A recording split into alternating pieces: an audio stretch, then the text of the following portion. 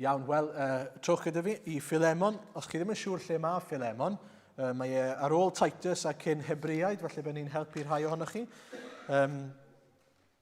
Tuag at ddiwedd y Testament Newydd ddim yn bell o datguddiad. Os chi rili ddim yn siŵr, ewch i datguddiad a gweithio'ch ffordd yn ôl. A mae'n hawdd i golli fe oherwydd mae'n fach, dim ond 25 adnod sydd i'r llythyr cyfan. Ond wrth i ni ddod at y Pasg ac wrth i ni fyfyrio lot ar Leviticus yn ddiweddar, o'n i eisiau bod ni'n gallu gweld, weithiau ni'n gallu darllen am a clywed am yr holl aberthau yma. Ni wedi bod yn clywed amdanyn nhw, yr poeth offrwm, yr bwyd offrwm, a'r hedd offrwm, os chi'n cofio, burnt offering, grain offering a fellowship offering, a meddwl, wel, sut ni'n gweld rheina ar waith yn ein bywydau ni heddi? Wel, gobeithio byddwn ni'n gweld rhywbeth o'r sgil effeithiau gwaith Crist yn ein bywydau ni drwy y llythyr yma. Iawn, nawn ni ddarllen. Paul, carcharor Crist Iesu, a Timotheus ein brawd, at Philemon ein cydweithiwr annwyl, ac Apphia ein chwaer, ac Archippos ein cydfilwr, ac at yr eglwys sy'n ymgynnull yn dy di.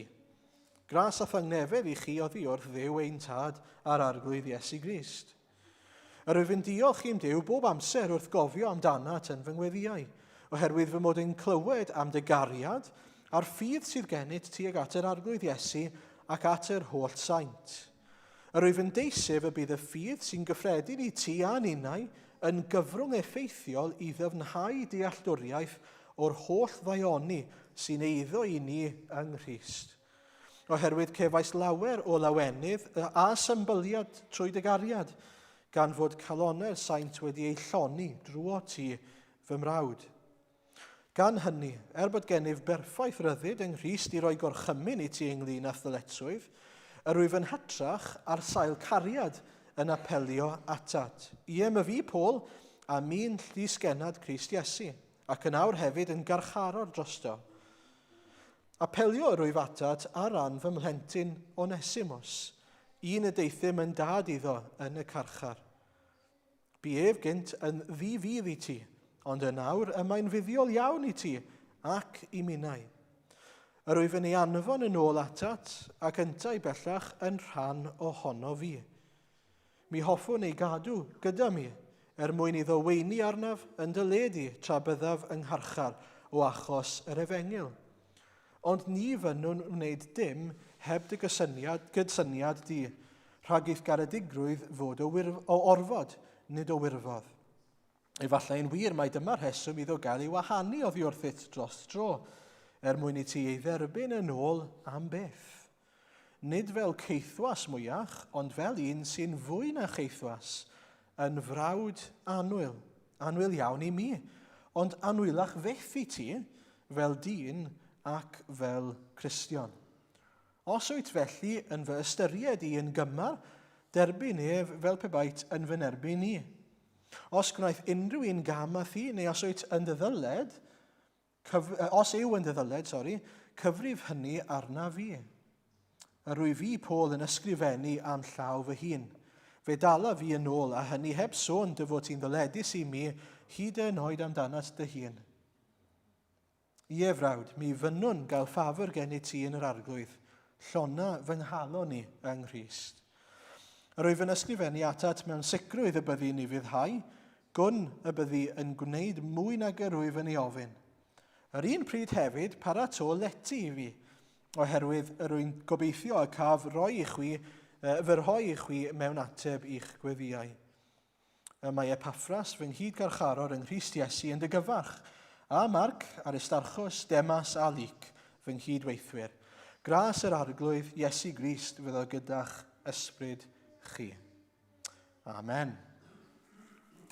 Iawn. Wel, fel o'n i'n dweud, dyn ni'n edrych ar y darn yma, edrych arno fe mewn ffordd penodol bore yma. Mae yna lot yn y llythyr yma, gallwn ni fynd ar ei ôl, ond yn benodol bore yma, edrych ar sut mae'r efengil yn cael effaith ar ein bywydau ni ar ôl i ni dderbyn Iesu Grist. Felly ar ôl, yw e'n blinding? Na fe na i gael eto fach, cyn dechrau.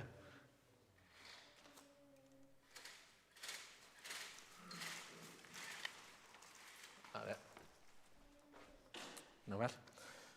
Felly, ar ôl dod i ffydd yn yr arglwydd Iesu, mae yna newid.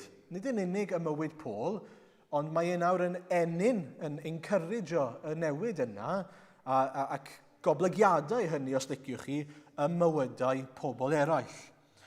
Hynny yw, dyw perthynas Paul gyda'r arglwydd Iesu ddim yn unigolyddol, individualistic. Dyw e ddim jyst yn meddwl am fe a Dyw, mae e'n meddwl nawr am ei berthynas gyda Dyw mewn cyd-destun ehangach. Mae'n meddwl am ei berthynas gyda ei dad fel ffordd o allu byw ei fywyd fel brawd yn ogystal a fel mab. Fel mab Dyw ac fel brawd i rhai eraill sydd yn feibion Dyw. A mae hynny yn cael effaith wedyn ar y bobl o'i gwmpas e. Gobeithio byddwn ni'n gweld hynny wrth i ni fynd trwy y darn. Ond dyn ni'n mynd i edrych ar hwn yn benodol trwy lyged Paul bore yma. Mae hwnna'n ein helpu ni i beidio mynd yn rhy bell hefyd mewn un ystyr, ond dyna beth ni'n mynd i ganolbwyntio arno, o gyd-destun Paul. Ond un atgoffa ni o'r hanes, yn gyntaf mae Paul yn ysgrifennu at Philemon o'r carchar, mae hwnna'n amlwg. A mae'n galw hynny'n yn garcharo'r Crist Iesu. Nid carcharo'r y Rhufeiniaid, ond carcharo'r Crist Iesu. Mae'n cael ei glymu i ewyllus a bwriadau Dyw, nid iddyn nhw. A nawn ni ddod nôl at hynny. A felly mae'n ysgrifennu nawr at Philemon. Chi wedi clywed yn y stori plant yr hanes. Mae Philemon wedi dod yn Gristion drwy Paul. Hefyd yn Ephesus mae'n debyg, ac wedi mynd nôl i fyw yn Colose. A mae'n llwyddiannus yn amlwg, mae'n gyfoethog, ac eto mae'n defnyddio'r pethau yma mae wedi ei dderbyn, yr cyfoes sydd gyda fe, y tŷ sydd gyda fe i wasanaethu'r arglwydd. Mae popeth sydd ganddo fe. Mae'n amlwg bod Philemon yn byw i blesio'r arglwydd. Mae ffydd e ar waith. Mae Paul yn sôn am hynny yn ddechrau'r llythyr. Ond beth bynnag nawr, mae Paul yn ei annog hefyd i dderbyn Onesimus yn ôl. Nawr bod wedi clywed, mae Onesimus wedi dod i ffydd, mae Onesimus nawr yn cael ei anfon yn ôl gyda'r anogaeth nawr trwy'r llythyr yma. Dwi eisiau ti dderbyn Onesimus yn ôl. A nid fel ceithwas, ond fel brawd. Fel brawd. Bwysig nodi wrth gwrs, nid ceithwas, falle yn y termau dyn ni'n meddwl am gaethwasiaeth yw hwn, rhyw fath o talu, cael ei dalu, oedd e'n cael ei dalu cyflog, bydde fe'n gweithio llawn amser dan ofal y meistr Philemon, a fel arfer yn contracted falle am 7 mlynedd. A bydde fe, os bydde fe moyn gallu talu mas y contract hefyd, os bydde fe'n dymuno, oedd e'n wahanol i felly caethwasiaeth yn ein meddyliau ni. Felly nid oprest yw hwn, ond ymrwymo i weithio. A mae'r sefyllfa'n amlwg neu yw mae tensiwn wedi codi oherwydd bod Onesimus wedi nid yn unig gadael ei sefyllfa fe fel ceithwas, ond mae e hefyd wedi dwyn. A mae e wedi cael ei garcharu nawr yn Rhufain. A mae e yn cael ei anfon yn ôl, mae'n debyg wedi talu, wedi gorffen ei sentence fel petai yn y carchar. A nawr mae Paul yn dweud, derbyn Onesimus yn ôl Philemon. A pawb arall yn y tŷ hefyd, sydd yn cwrdd yna yn yr eglwys. Ac os yw arno fe unrhyw beth i ti, fi'n fodlon talu'r bil, hyd yn oed. Dyna pa mor angerddol yw Paul i fod eisiau cael adferiad yn y berthynas yma. Okay? A felly mae Paul yn y diwedd hefyd yn dweud, fi'n hollol sicr y byddi di yn derbyn. Mae hefyd yn dweud, fi'n mynd i gadw di'n atebol. Nid in so many words, ond mae'n dweud, fi eisiau ti baratoi stafell sbar i fi. Mi fyddai'n dod i'ch gweld chi yn fuan, i allu gweld hyn i gyd yn gweithio mas. Felly dyna recap yn sydyn. Ond y ffordd ni'n mynd i edrych ar hwn yw edrych ar sut mae Paul yn esiampl o un sydd â meddwl Crist. Sydd â meddwl Crist, the mind of Christ. Sut mae Paul yn un sydd â meddwl Crist. Felly yn cyntaf Corinthiaid penod 2, mae Paul yn esbonio bod yna wahaniaeth nawr yn cael ei wneud yn ein bywydau ni pan ni'n derbyn yr ysbryd glân.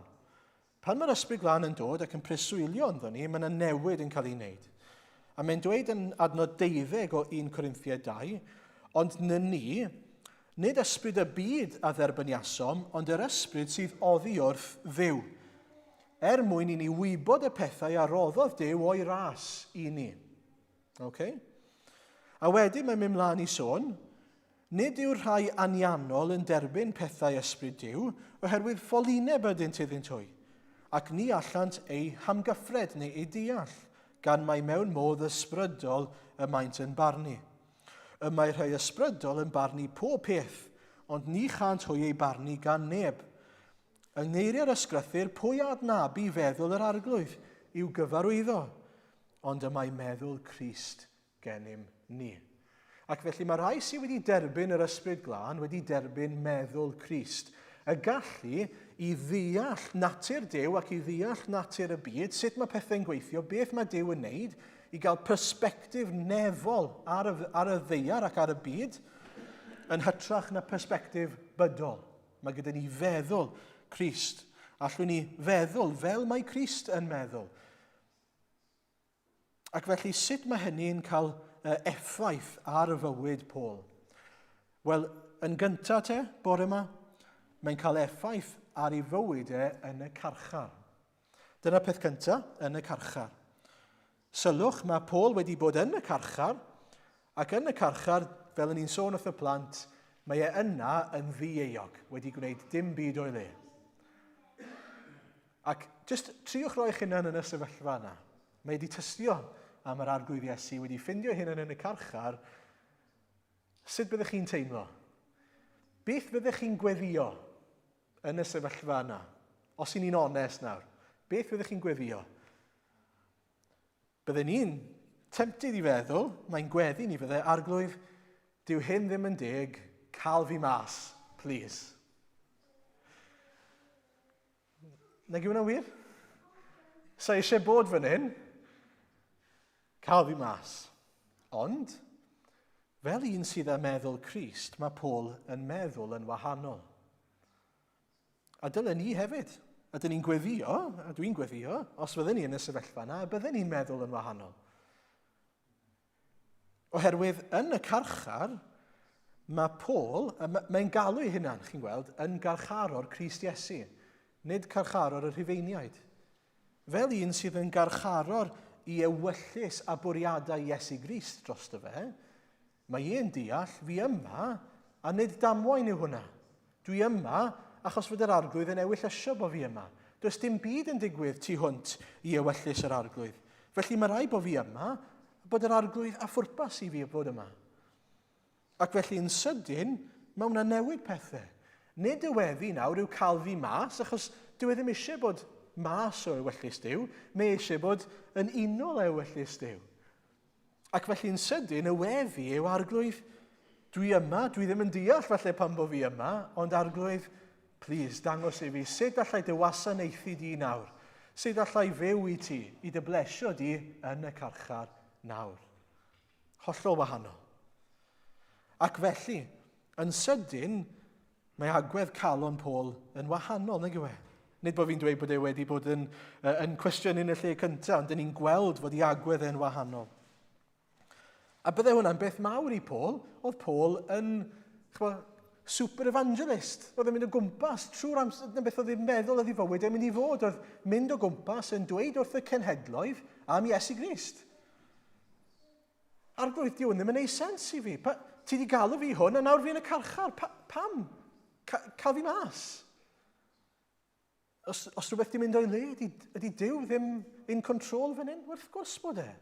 Wrth gwrs bod e'n rheoli. Ac felly gan wybod fod yr arglwydd yn sofran, yn y carchar arglwydd, dwi eisiau dy wasanaethu di. A mae Paul yn dechrau meddwl, a sut allai wasanaethu'r arglwydd? A dyn ni'n gweld un o'r ffyrdd fan hyn. Mae e'n tystio i Onesimos. Mae'n tystio i waith yr arglwydd Iesu, ger bron rhai fel Onesimos, y carcharor yma.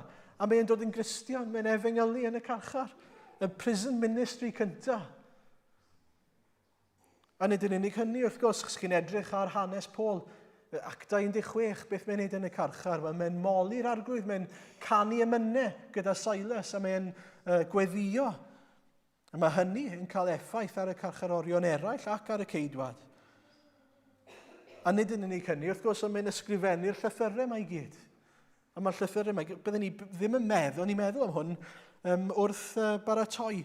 Byddwn ni ddim yn meddwl byddai gan Paul yr un amser i allu ysgrifennu'r holl llythyrau yn y Testament Newydd, os nag oedd e wedi cael ei roi mewn carchar. Oedd e mor brysur yn mynd o gwmpas yn gwneud popeth arall. Mae Duw yn gwybod yn well. Mae Duw yn gwybod beth mae'n neud. Mae Duw yn sofran. Ac felly beth bynnag yw yr carchar yna, dyw hwnna ddim yn garchar mae Paul ynddo, neu i chi ynddo, ar ddamwain. Mae e'n sofran. Mae'n sofran dros dy fywyd di, dros dy sefyllfaoedd di. A dyw Paul ddim wedi gwneud rhywbeth o'i le mwyn bod yn y carchar yna. Mae'n rhan o'r ffordd mae'r arglwydd yn dymuno gweithio trwy Paul. Ond, ar yr un pryd, mae gan Paul lot i'w ddysgu, fel pob un ohono ni. Lot i'w brofi. A mae Paul yn siarad rhywfaint am ei fywyd a mae'n rhannu tystiolaeth gyda ni yn Philippiaid 4. Adnod 11 ymlaen fi'n credu yw e. Ond mae'n dweud, nid fy mod yn dweud hyn am fod angen arnaf, mae'n sôn am bod e'n falch bod y bobl y Philippiaid wedi dod a gweini arno fe, wedi gwasanaethu mewn un ystyr, oherwydd yr fi wedi dysgu bod yn fodlon, beth bynnag fy amgylchiadau. Hynny yw, pen ein garcharor, neu ar ben fy nigon. Mae wedi gorfod dysgu bod yn fodlon. Mae wedi gorfod dysgu bod Iesu Grist ei hun, fel dyn ni wedi canu, yn ddigon.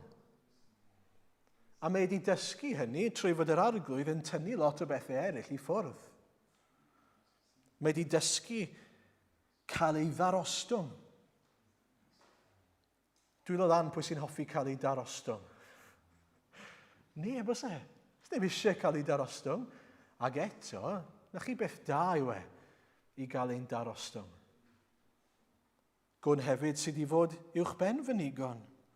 I fod yn fodlon pan mae'r arglwydd yn rhoi mwy na fi'n heiddi i fi. Ym mhob rhyw amgylchiadau yr wyf wedi dysgu'r gyfrinach sut i ddygymod, boed yn llawer y bod a llawnder neu newyn, a helaethrwydd neu brinder, y mae gennyf gryfder at bob gofyn trwy'r hwn sydd yn fy nerthu i. Chi'n gweld yn aml beth mae'r arglwydd Iesu'n gwneud yw tynnu ein crutches ni i ffwrdd. Y pethau ni'n pwyso arno i ffwrdd mwyn i ni ddibynnu'n llwyr ar yr arglwydd. A mae hynny'n beth da. Mae hynny'n beth bendigedig. Alla i dystio at hynny fy hunan, bod yr arglwydd wedi fy narostwng i mewn sawl ffordd. I beidio a pwyso yn fy nerth fy hunan, neu ar fy nerth fy hunan, neu ar fy noniau fy hunan, neu ar fy ngallu fy hunan, a pwyso yn hytrach ar yr arglwydd. Ar weddi. Alla i ddweud hynny'n enwedig fel tad, os dwi'n onest. Fel arglwydd i dysgu fi beth mae'n golygu i bwyso arno fe. Yn egwyl anogaeth i ni, hyd yn oed yn y prison ministry yma sydd gan Paul, dyn ni'n gweld fod gair yr arglwydd yn llwyddo. Nid damwain yw e, a nid arwydd o wendid yw e fod Paul yn y carchar. Arwydd fod ffyrdd Duw yn ddirgel yw e. Fod ffyrdd Duw yn well na'n ffyrdd ni ac yn uwch na'n ffyrdd ni. Ond mae'r arglwydd, fi'n siŵr byddai Paul yn dweud, hyd yn oed os byddai Paul just wedi cael ei osod yn y carchar mwyn cwrdd ag Onesimus, byddai wedi bod werth e. Oherwydd trwy hyn, mae'r ddau berson yma yn mynd i gael ei uno unwaith eto. Mae Duw yn mynd i gael ei glodfori unwaith eto. Mae heddwch yn mynd i ddod trwy Paul sy'n anhygoel. Nag yw e? Mae'n cael ei ddefnyddio fel channel fan hyn. I allu dod â dau ddyn yn ôl at ei gilydd, fel mae e'n gwybod mae'r arglwydd yn ewyll ysio. A felly, hyd yn oed pan mae ein ewyllus ni yn gorfod cael ei roi un ochr, dyn ni'n gallu llawenhau oherwydd mae hynny'n golygu bod ewyllus Duw yn cael ei wneud. A beth sy'n ni weddio, wrth gwrs yw y bydd ein ewyllus ni yn dod yn unol ac ewyllus Duw. Bydd yr un ewyllus gyda ni. Mae'n gwirionedd ewyllus fydd ein ewyllus ni. Ond ar yr un pryd mae hynny'n golygu trwy'r amser, achos fod ffyrdd Duw yn ddirgel, bod ni'n gorfod dweud arglwydd weithiau dwi ddim yn deall. Dwi ddim yn deall pam dwi yn y sefyllfa yma. Ond dwi'n ymddiried yn dy sofraniaeth di, a dwi'n ymddiried y byddi di'n llwyddo gyda dy fwriadau di hefyd. Felly dyna'r peth cyntaf, bod e gyda meddwl Crist, bod e'n meddwl yn y carchar, yn y termau o arglwydd, sut allai dy blesio di? Sut allai fod yn ifydd, yn ffyddlon i fy nhad nefol, lle ydw i nawr?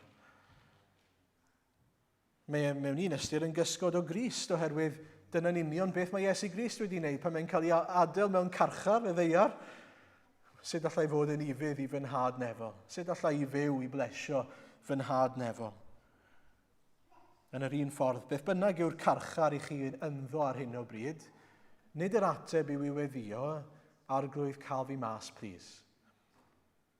Y cwestiwn yn hytrach yw arglwydd, beth wyt ti'n ei ddangos i fi fan hyn? Arglwydd, gad i fi dy brofi di fan hyn. Arglwydd, gad i fi fod yn ifydd ac yn dderbyniol ac yn ddefnyddiol i ti fan hyn. A mae yna adegau lle mae Duw yn gosod ni mewn sefyllfaoedd anodd, oherwydd bod ni yn cael, hynny yw trwy farn, oherwydd bod ni'n cael ein ceryddu. Mae wrth gwrs, pam fod Onesimus yn y carchar? Oherwydd bod wedi torri'r gyfraith. Mae hwnna'n oblygiad clir, ond mae'n heiddi fe. Ond ar yr un pryd mae gras ar gael, oherwydd mae'n darparu Paul. Yn ail te, sut arall i ni'n gweld fod gan Paul feddwl Crist? Wel, yn y llythyr ei hunan, ac yn ei agwedd calon tuag at adferiad.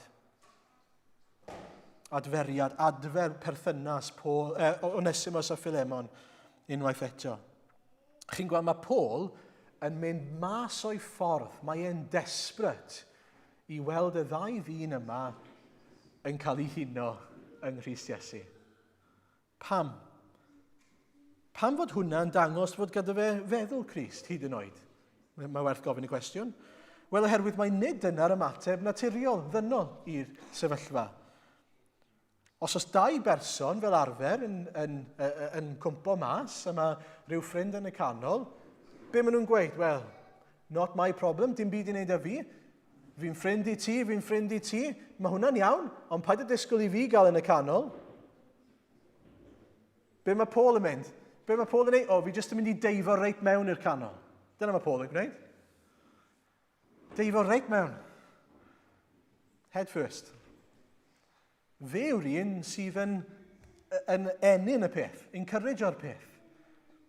Pam? Wel, oherwydd mae'n gwybod, dyw Philemon ddim yn gwybod beth sydd wedi digwydd yng nghalon Onesimus. A mae Onesimus yn ifanc yn y ffydd. A felly fel un sydd yn meddwl Crist, fel un sydd nawr yn meddwl, arglwydd ti wedi dod â Onesimus mewn i mywyd i, a mae wedi sôn am Philemon, a dwi'n nabod Philemon, a mae wedi dod i ffydd trwyddo fi. Mae'n dal yn meddwl yng nghyd-destun, wel, arglwydd ti wedi yn dy sofraniaeth yng ngosod i yn y sefyllfa yma. Beth allai wneud? Sut allai dy wasanaethu di? A mae'n gwybod, wel, dod ar ddau yma nôl i undod gyda'i gilydd. Dod ar ddau yma i fod yn frodyr nawr.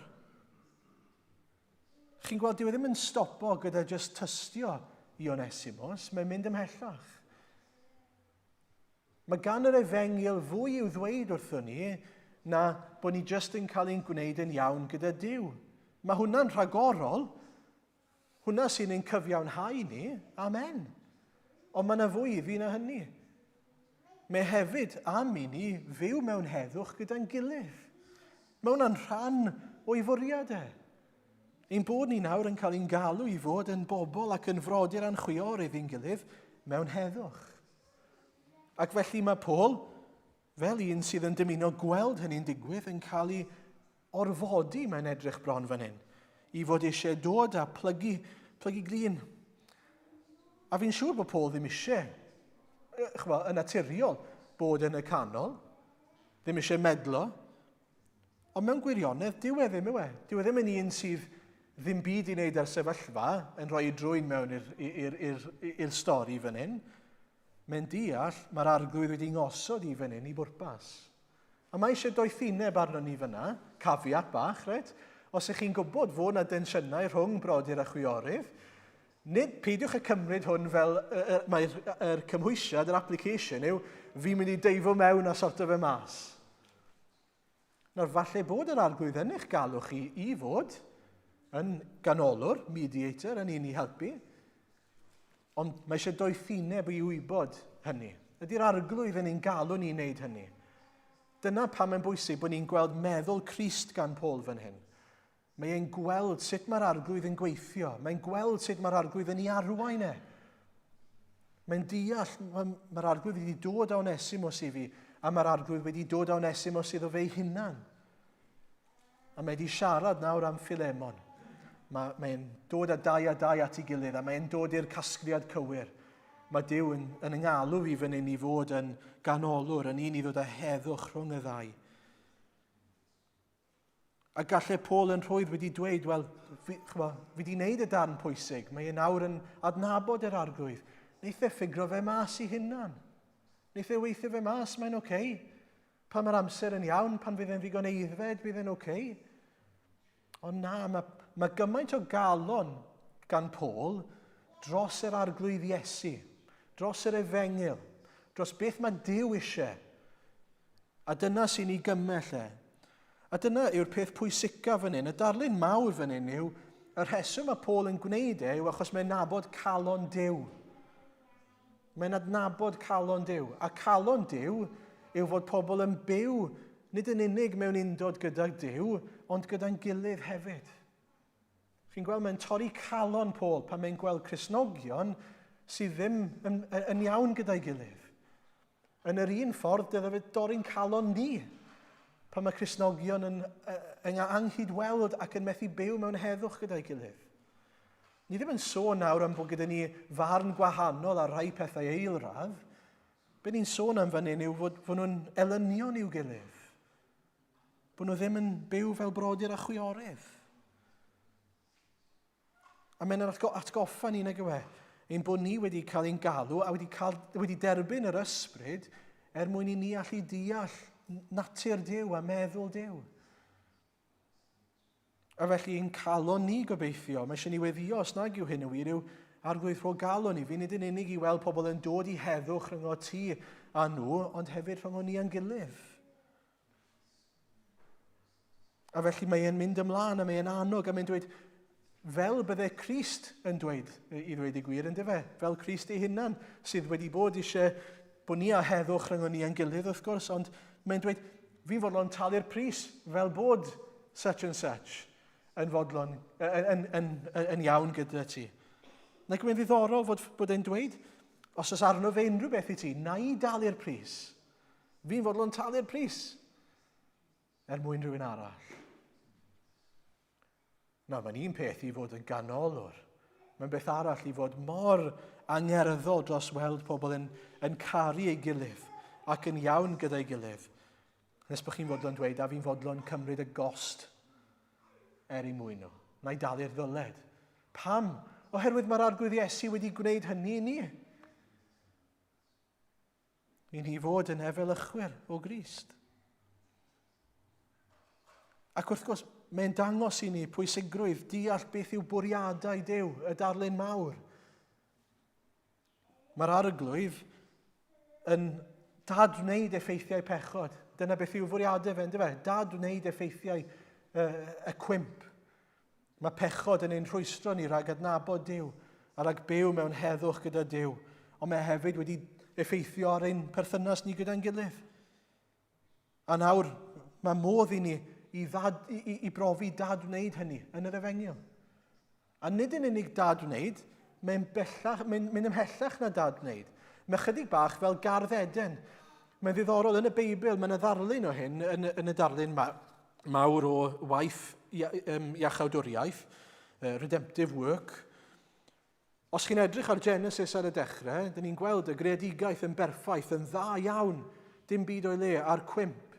Ac yna ar y diwedd, os newch chi edrych ar datguddiad 22, beth yw teitl sy'n cael ei roi fyna yn rhan fwy o'r Beibl? Eden wedi ei adfer, Eden restored. Pam oherwydd yn datguddiad, beth ni'n gweld yw goblygiadau neu canlyniadau fod Iesu wedi dadwneud effeithiau y cwmp. Mae popeth yn dda eto, yn dda iawn. Ond dyn nhw ddim jyst yn dda iawn, maen nhw'n well.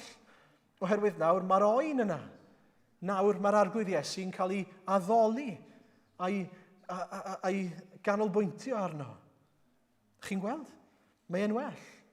A dyn ni'n gweld cysgod o hynny fan hyn. Mae Paul yn dweud allu di dderbyn Onesimus yn ôl. Mae'n annwyl iawn i fi, ond yn annwylach fyth i ti. Pam? Wel, oherwydd pan fydde fe'n dod yn ôl, bydde'r berthynas yn fwy melys byth, oherwydd mae gras Duw, mae nerth Duw yn gwreiddio'r berthynas. Maen nhw'n gallu edrych ar bob tro nawr, fydd Philemon yn edrych ar Onesimus, bydd e'n cael ei atgoffa o'r efengyl. Fel mae Iesu wedi maddau i fi, dwi wedi gallu maddau iddo fe. Dyna grym yr efengyl i chi. Mae chi beth rhyfeddol i'w maddeuant. Mae'n gallu gwneud ein perthnasau ni'n fwy melys. Gyda rai oedd hyd yn oed yn elynion i ni gynt. Gyda llaw oedd beth oedd yn ddyledus i Philemon yn deilwng o farwolaeth, mae'n debyg pryd hynny. So bydde wedi gallu dweud, lladdwch Onesimus. Ac eto, yn lle beth mae'n heiddi, sef marwolaeth, mae'n cael brawdoliaeth. Mae'n cael bod yn rhan o deulu. Dyna yw tystiolaeth Onesimus fan hyn.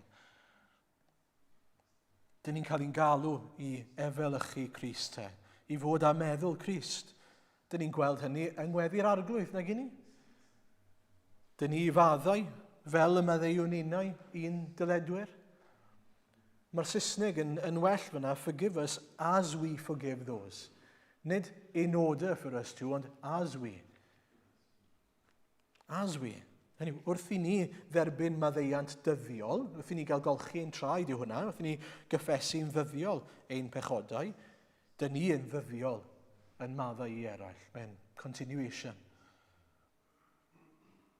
Mae Iesu yn y bregaeth ar y mynydd yn dweud yn Matthew 5, 23 a 24.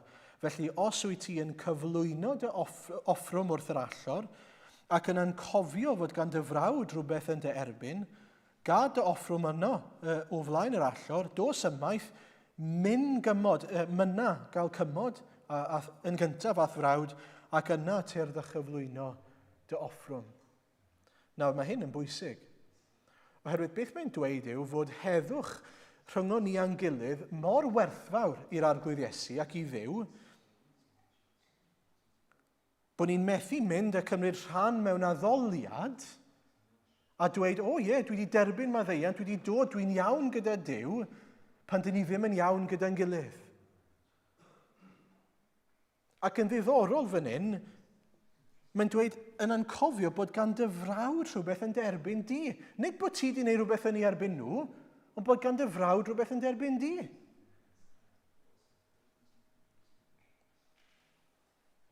Dyna i'r graddau y dylen ni boeni, neu fod â chonsern dros heddwch ymhlith Eglwys Iesu Grist. Oherwydd mae'r arglwydd wedi'n hachub ni mwyn i ni gael heddwch, nid yn unig gyda Duw, ond hefyd gyda'r corff. Mae Crist yn preswylio yn y corff trwy ei ysbryd. Ni yw teml yr ysbryd lan. A felly mae mor allweddol nag yw bod ni felly yn byw mewn heddwch gyda'n gilydd.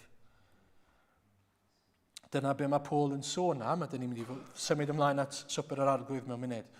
Pan dyn ni'n darllen cyntaf Corinthiaid 11, 27 i 29. Felly pwy bynnag fydd yn bwyta'r bara ac yn yfed y cwpan yr arglwydd yn anheilwng, bydd yn euog o drosedd yn erbyn y corff a gwaed yr arglwydd. Oherwydd y mae'r sawl sy'n bwyta ac yn yfed os nad yw'n dirnad y corff, yn bwyta ac yn yfed barn arno ei hun. Bydde di bob un holi ei hunan, ac felly bwyta o'r bara ac yfed o'r cwpan. Ystyr hynny yw bod ni'n asesu ac yn dweud cyn dod at y swper, hang on. Ydy beth dwi'n neud yn allanol fan hyn, sef derbyn o'r un cwpan, neu o'r un gwyn, ac o'r un bara, un corff Crist, yn cael ei adlewyrchu yn wirioneddol yn ynghalon ni.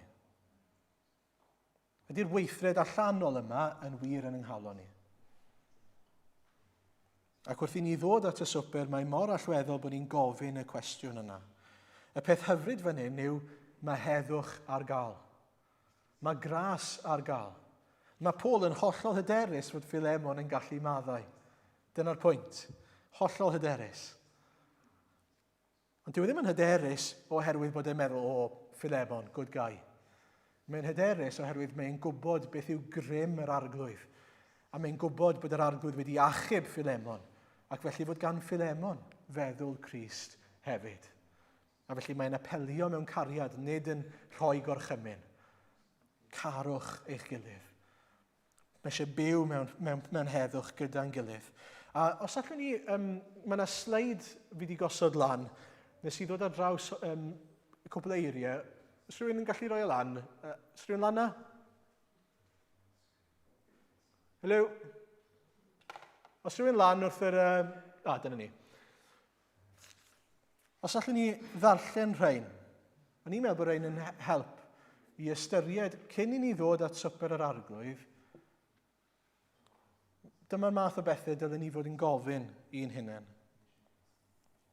Mae hwn wrth gwrs ar sail y ffaith bod ni wedi dod i berthynas gyda'r arglwydd yn barod. Dyna'r lle yma'n cychwyn wrth gwrs. Ond fel corff,